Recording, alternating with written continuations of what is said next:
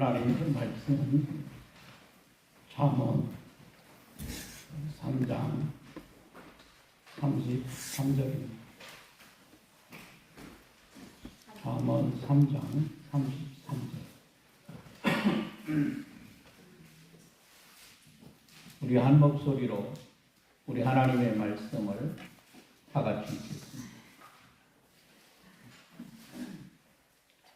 악인의 집에는 여호와의 저주가 있거니와 의인의 집에는 복이 있느니라. 아멘.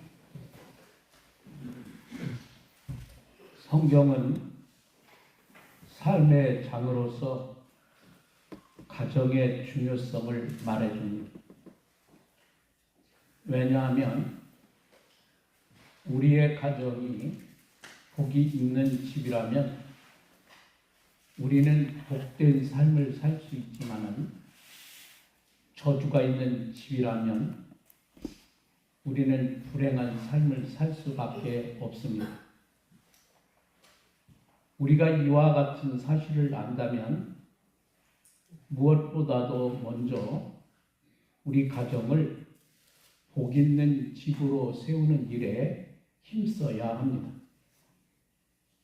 이처럼 우리의 삶은 가정의 어떠함에 의존이 되어 있기 때문에 삶으로서의 가정은 매우 중요합니다.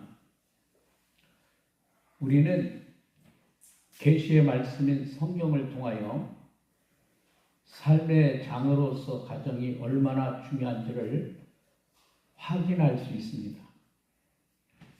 아브라함의 가정은 복된 가정이었습니다.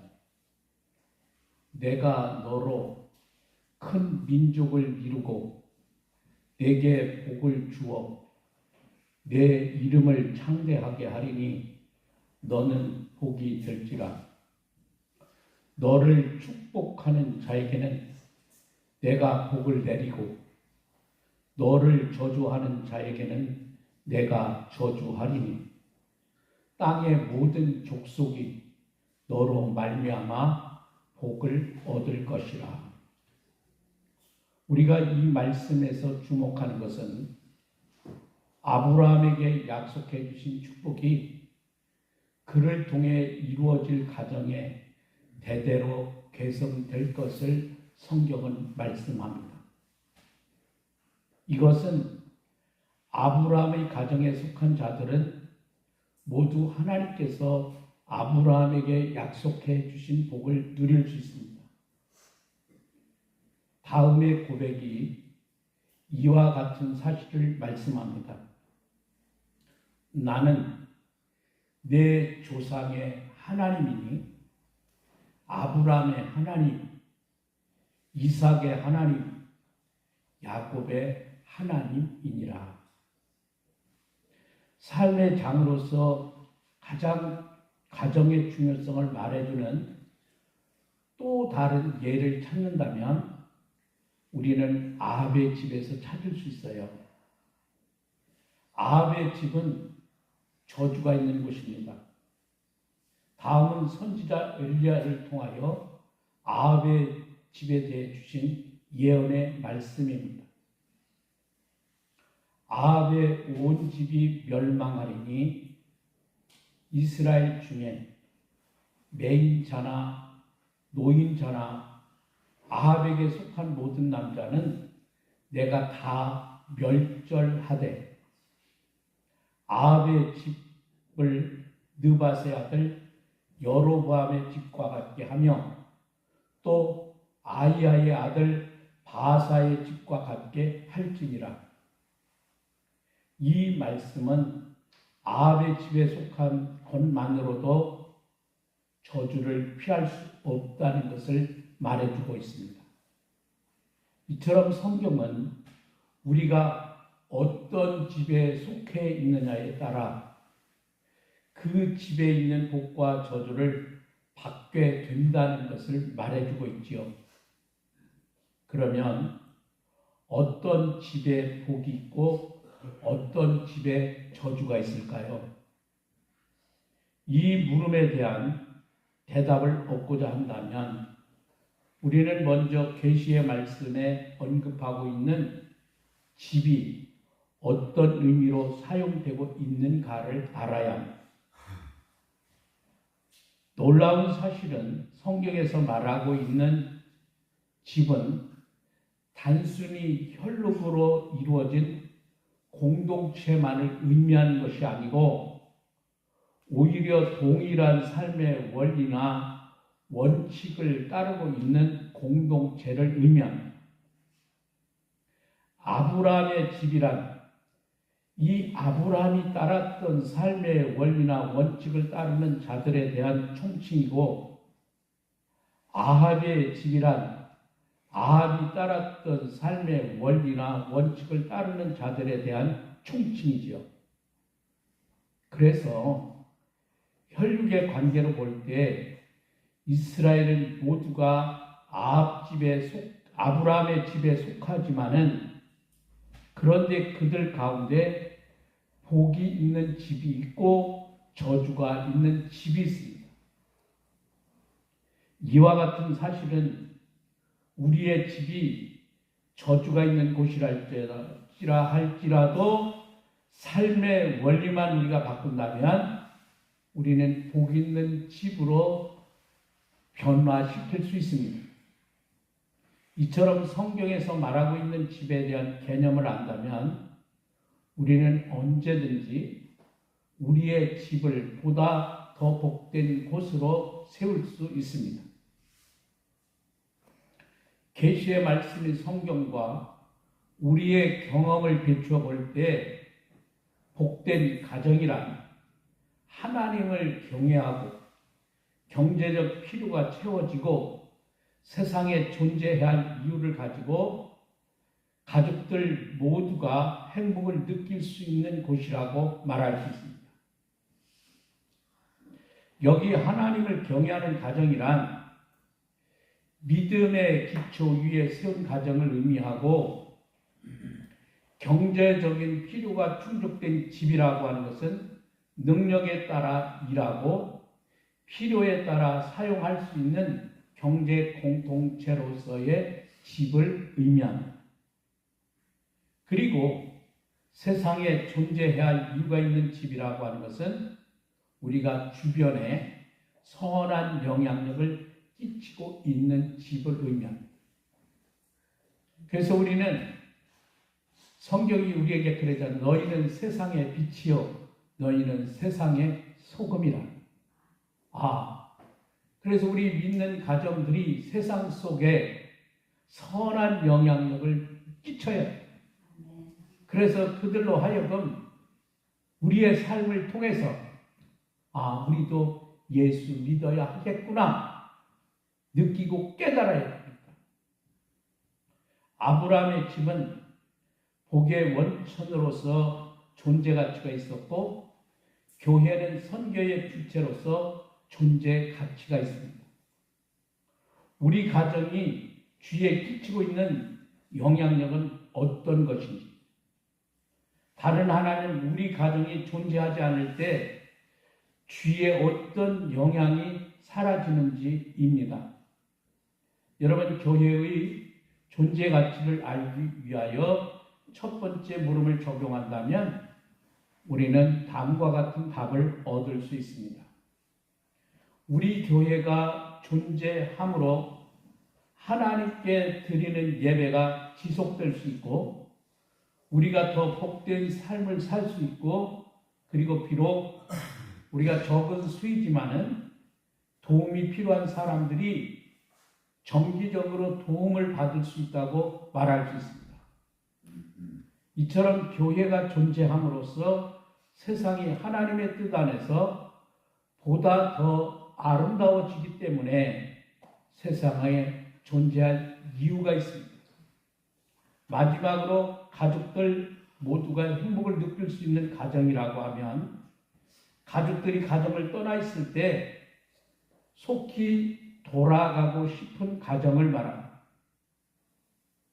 어떤 사람들은 가정을 숨이 막히는 곳이라고 말하기도 하는데, 이런 가정에서는 진정 가족들이 행복한 곳이라 느낄 수 없습니다.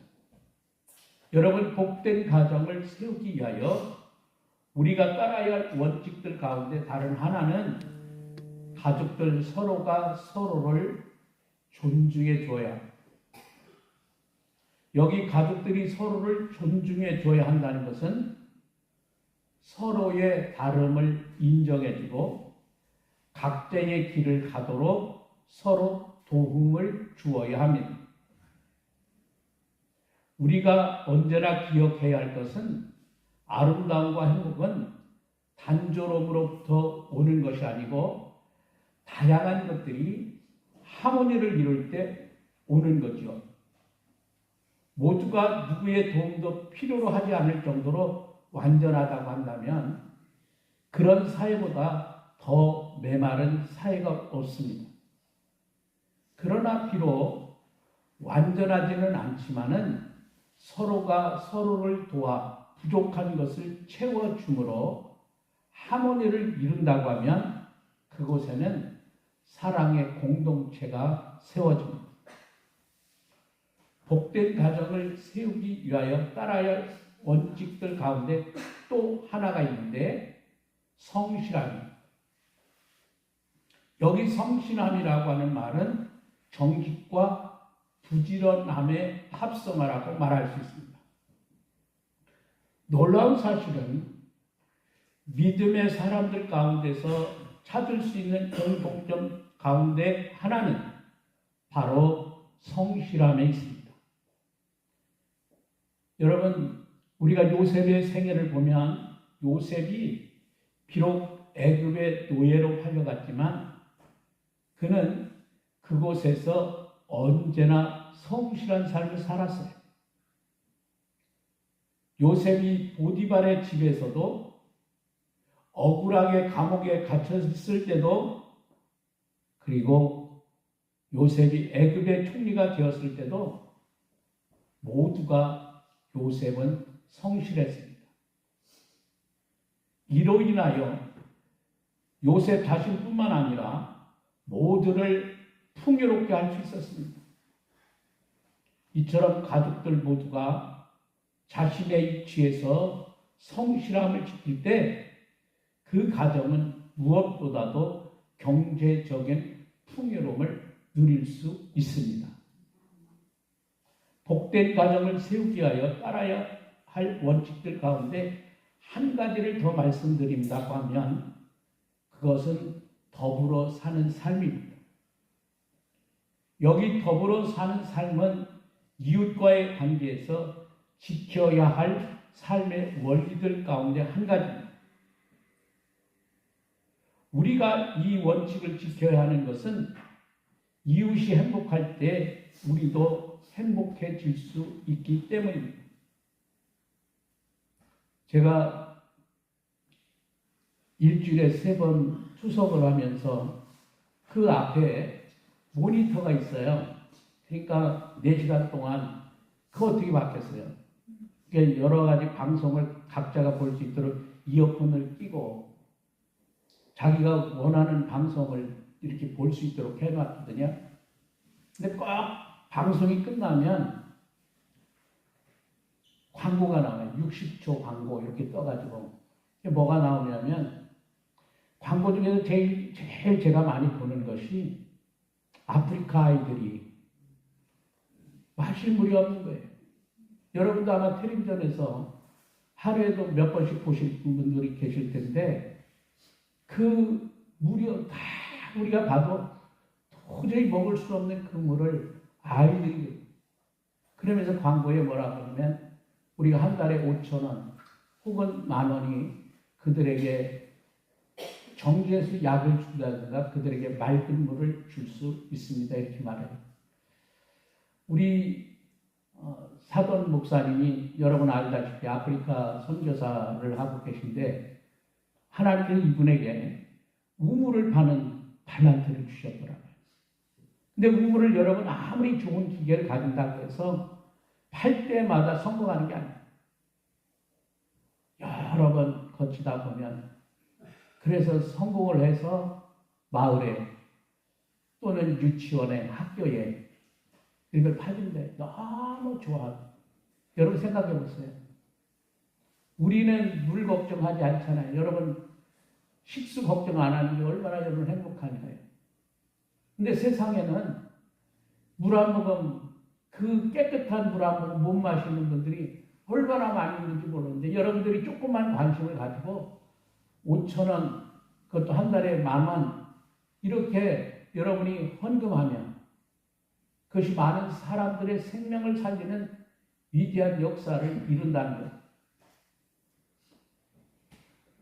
그래서 우리는 이웃에 대하여 무관심한 채로 살아가는 것이 아니라 그들과 함께 주님의 사랑을 나누고 그들에게 희망을 주는 거죠. 왜냐하면 매일 끼니를 걱정하며 사는 빈곤한 사람들 가운데 자신만 부하다고 하면 여러분이 행복할 수 있을까요? 안타까운 것은 많은 사람이 이와 같은 사실을 알지 못하기 때문에 이웃에 대하여 무관심한 채로 살아가고 있습니다. 오늘 성경은 다시 한번 우리에게 말씀하죠. 다시 한번 여러분 본문의 말씀을 다 같이 읽겠습니다. 33절이죠. 같이 읽겠습니다. 악인의 집에는 여호와의 저주가 있거니와 의인의 집에는 복이 있느니라. 가정은 우리 삶의 장입니다. 즉 우리의 삶의 어떠함은 가정의 어떠함에 의존되어 있다는 의미지요. 여러분 가정의 달을 맞이해서 여러분의 가정을 삶의 장으로 이해하고 또한 하나님께서 우리에게 허락하시게 주신 이 가정을 복이 있는 삶의 장으로 세우기를 원합니다. 여러분 가정이 저주의 가정이 아니라 복된 가정 되는 은혜를 누리시기를 주의 이름으로 축복합니다. 기도하겠습니다. 악인의 집에는 여호와의 저주가 있거니와 의인의 집에는 복이 있다고 말씀하셨습니다. 하나님, 가정의 달 5월을 맞이해서 우리의 가정이 어떠해야 되는지를 하나님은 말씀해 주셨습니다. 오늘의 주신 말씀을 우리 가슴에 새기고 아브라함의 가문처럼 우리 가문도 복 있는 가문 되어지기를 원합니다.